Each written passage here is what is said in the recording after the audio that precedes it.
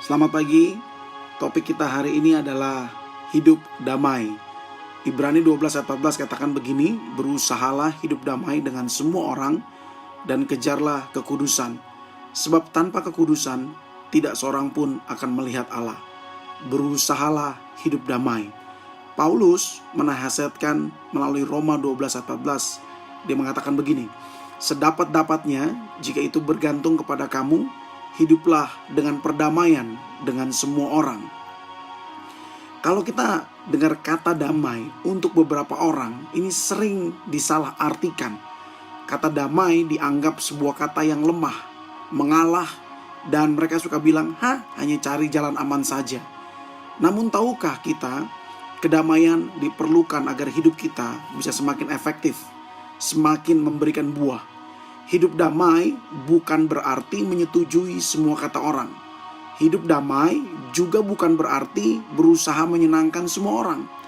Hidup damai adalah hidup dengan hikmat Tuhan tanpa harus membuat keributan.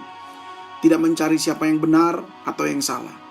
Hidup berdamai bukan untuk orang lain, tetapi untuk hidup kita. Ada dua cara untuk kita bisa hidup damai. Yang pertama, perolehlah hikmat. Dengan hikmat dari Tuhan kita bisa hidup dengan bijaksana dan berhasil. Amsal 1 ayat 7 katakan takut akan Tuhan adalah permulaan hikmat. Jadi waktu kita menghormati Tuhan, itu akan menghasilkan hikmat. Dan di dalam Amsal 2 ayat 6 katakan begini, dari mulut Tuhan datang hikmat.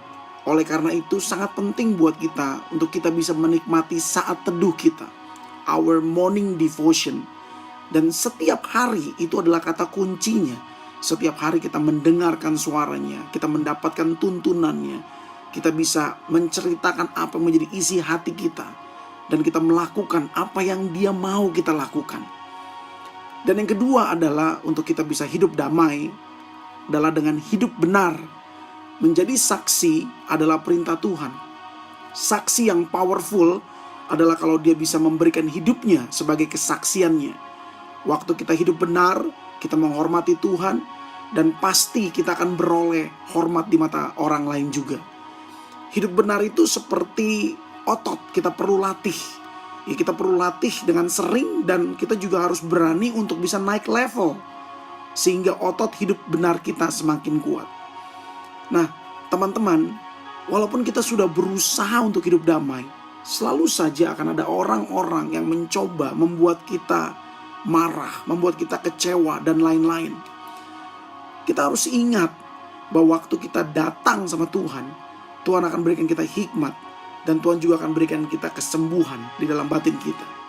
So putuskan hari ini untuk kita bisa belajar hidup damai. Sekali lagi, hidup damai bukan untuk orang lain, tapi untuk kita semua. Terima kasih, Tuhan Yesus memberkati.